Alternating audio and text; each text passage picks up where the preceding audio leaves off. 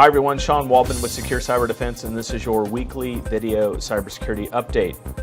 Your headlines for this week: it's patch week and it's been very busy. Microsoft has issued one of their largest patch weeks, as well as many other software vendors. Along with that, there have been major stability issues with a lot of the patches that were issued by Microsoft for the server operating system. We'll cover that. A Wormable exploit was introduced to the Microsoft vulnerability stack.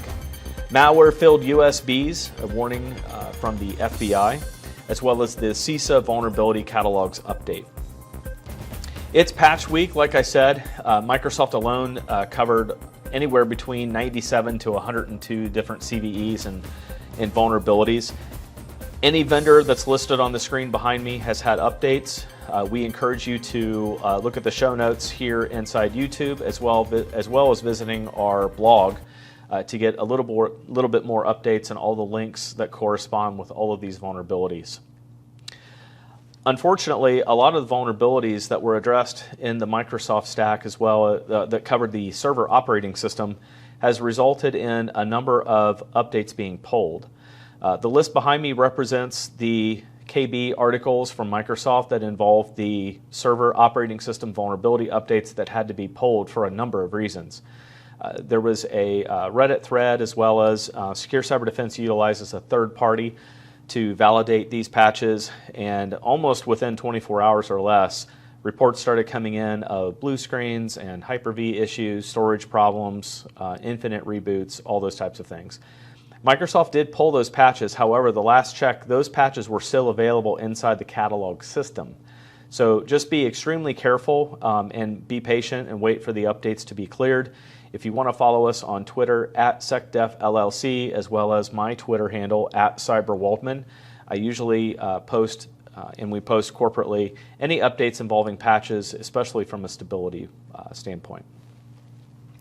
A Wormable exploit was introduced. Wormable means that a exploit could be made inside an environment without, and it can move around inside your network without any user interaction, and it's extremely dangerous. However, in this case, the Wormable exploit update was one of the KBs that I showed you on the previous screen that got pulled. So unfortunately, we're going to have to be a little bit more patient for Microsoft to work out their quality control issues and get the correct patch out there so that you guys can patch for this Wormable update. The FBI has put out a warning for a Malware Filled USB. I've got some photos here that I'm going to show you of the actual package that the FBI intercepted. So a threat actor has been sending boxes that are basically filled with a Amazon gift card as well as a USB. That USB is laced with malware and introduces ransomware into the environment. So kind of an advanced form of social engineering, something to be aware of. One may think that really you have to talk about telling people not to put USBs that they're not familiar with inside their computers. Yeah, you do. You still have to cover those types of things. So in this case, just a warning from the FBI, just be extra mindful of packages that come in via the mail that may have USBs that were filled with malware. If you're not familiar with the CSA Vulnerabilities Catalog, they post a list of the vulnerabilities that are and have been exploited. And this is a great list to look at, especially when you're trying to triage vulnerabilities. So any vulnerability scan that you do and you get those results and you're just like, man, I really just don't know even where to start. The CSA Vulnerabilities Catalog is a great way to look and see where to go from there. And that's all the updates we have for today. These updates are due to be kept short in order so that we can take better advantage of the time that you take to look at these videos.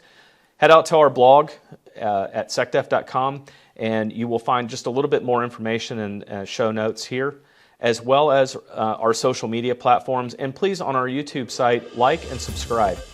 You can also check the bell that's in YouTube on the subscribe button so that anytime we post updates, you'll get notified. What we're trying to do, what's making this a little bit difficult, is we're trying to build an audience. So the quicker that we can build an audience on our social media platforms, the quicker that we'll have a platform that we can get this type of information and go into a little bit more detail on these topics so that you can go look at them. So that's it for this week. Have a great week and a great weekend, and we'll see you next week. Thanks.